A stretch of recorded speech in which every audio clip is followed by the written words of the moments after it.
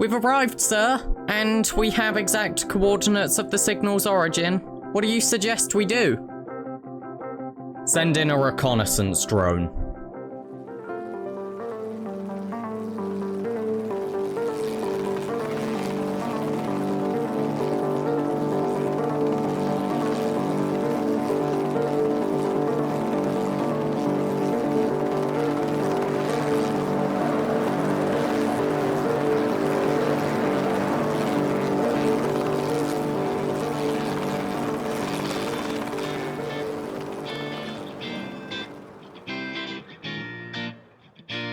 I need diamonds. My current supply is embarrassingly low, and to top it off, the dragon fight is happening today. However, this has opened up a potential new source of income, with that income being in the form of a shop. So, of course, that brings up the question of what shop are we going to build? Well, remember how I said the dragon fight was today? Of course, because this is an SMP, as soon as that dragon is dead, people are going to get elytras immediately. So, of course, with them getting elytras, I think it's a good time to set up a rocket shop. Now, of course, to make rockets, you are going to need gunpowder and some paper. However, I don't think that our 7 gunpowder and tiny sugarcane farm is going to make us enough of these. So with that all said, I think it's becoming clear that we are going to need a farm. However, I'm not stopping at one farm today. We are going to be making a total of 3 separate farms with the possibility of a 4th. Now, luckily for you, I have gone and collected all of the materials that I need for these farms, with the exception of one resource which we will get to later. So for now, we are going to take these first materials, and we are going to find a place out in the ocean which should make our farms more efficient. So I think that here is probably our best possible spot. We'll plant up some kelp so that we have something to build off of, and I think it's time to build up this first farm. So here is our first farm, which some of you can probably tell at this point is designed to be a stone and or cobblestone farm. Is it efficient? No, absolutely not. Is it my own design? Yes, that is why it's not. Am I going to make it more efficient? You know the answer to that. It's obviously no. But moving on from that, do you remember how I said that I was missing one key resource? Well, that key resource that I am missing is actually slime, which I was then going to need to turn into slime blocks and some sticky pistons. But luckily, the one place that I have chosen to set up my farm is actually surrounded by swamps. So you probably see where this is heading, because I think that it is time for us to go and hunt down some slimes.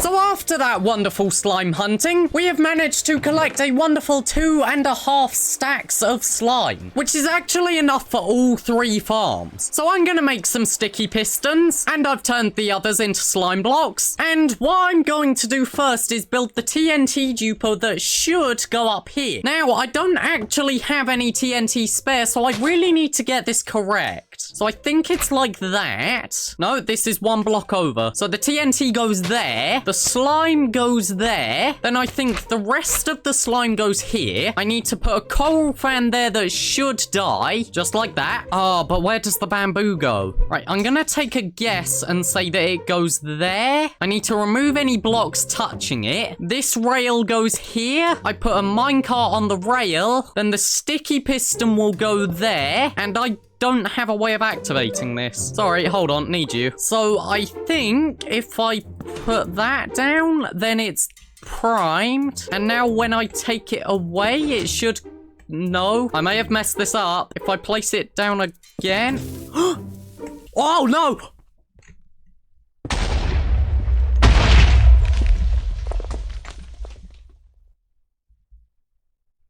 Oh.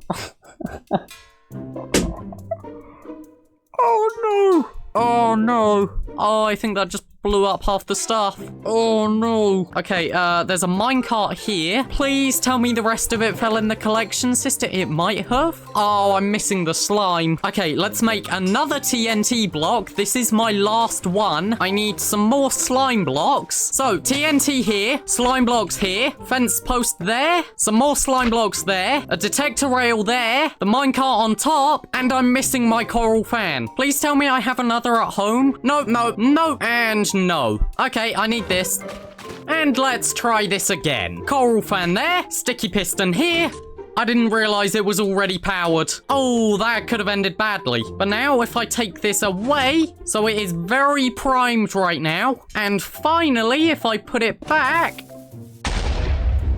it works perfectly. So now I can just put that redstone dust back. We can replace the torch. So now this should be the final part. I just need to put a sticky piston here. Oh, that is concerning because that links up to there. Okay, I think if I just put a sticky piston there. Oh my gosh, it actually works. So if I put that back, then the TNT should start falling. Please tell me it works. Why is it not working? Why is it not working? Oh, because I have the farm disabled. Right, so now the TNT. Please don't blow up my thing. Oh my gosh, I've actually done it. I have a fully functional farm that I built myself. So, theoretically, I can just leave this farm running by itself permanently. And it should all be fine. You guys have no idea how happy I am that this actually works. I'm gonna be depressed if this breaks. But the good thing about this farm is it is now actually getting me the resources I need, which I can then use to build the second farm. So, of course, that brings into question, what is the second farm going to be? Well, of course, as I said, to make rockets, I am going to need gunpowder. So, of course, to get this gunpowder, it means that I am going to need a creeper farm, which I conveniently have the supplies for in this chest. So we can just grab this up. We'll head back out into the ocean. It's good to see that our farm is still working. We'll find a good location, and I think here is probably our best spot. Give ourselves some kelp to build off of, and we'll get to work. So that is our second farm done. And what you might not be able to tell is that this is not fully functional as of yet, which was a bit of an oversight on my end. But yeah, as you can see, so even though there's plenty of mobs spawning, none of them are getting pushed off down to the collection system down there, which is obviously not great. And the reason for that is because I actually do not have any dispensers. Again, oversight on my end. So I thought that I had all of the dispensers that I would need for each individual layer. As it turns out, I have 0. So yeah, the farm is kind of spawning a lot of mobs, but it's not actually sending any of them down here. Oh, Jesus Christ, there goes my boots. Oh gosh.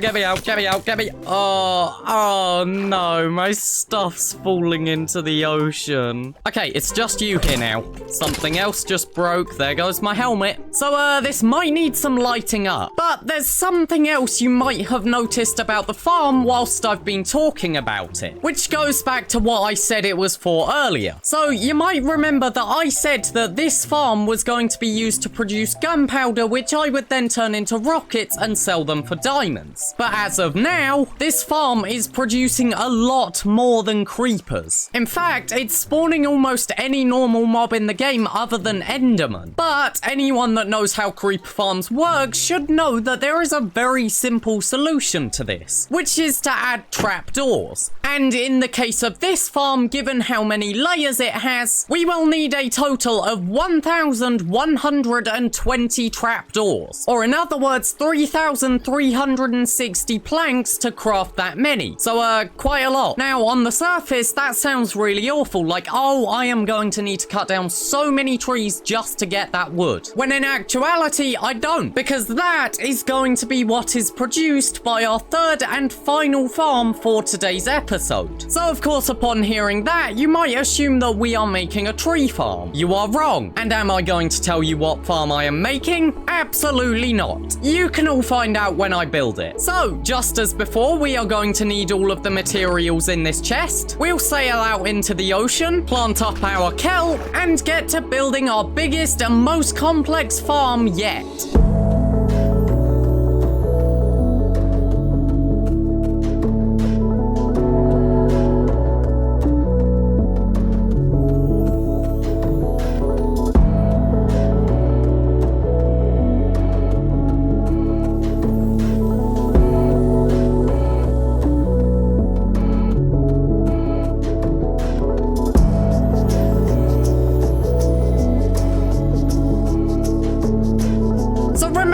said that people were going to get elytras as soon as the dragon died? Well, that person is me. I'm that person. So yeah, we now have a wonderful elytra that is already fully enchanted, but we're not gonna focus on that right now. Maybe we'll do that next episode. No, for now, we are going to focus on our brand new sugarcane and bamboo farm, which has already been wildly productive. So yeah, if we come down and look in these chests, you can already see that we have managed to collect a staggering amount of bamboo. Unfortunately, we haven't quite got as much sugarcane because yeah, this farm is so efficient with the bamboo that it actually can fill up the hoppers, which then of course means that the sugarcane doesn't get collected. But yeah, so as an example of how this works, if I just quickly trigger it by pressing that, then you can see this flying machine goes along and basically cuts off all of the sugarcane and bamboo that's grown, and then it leaves the bottom blocks to grow more, which then of course we can harvest later. And yeah, so of course, because these are both daylight sensors and nighttime sensors, this will trigger around once every day.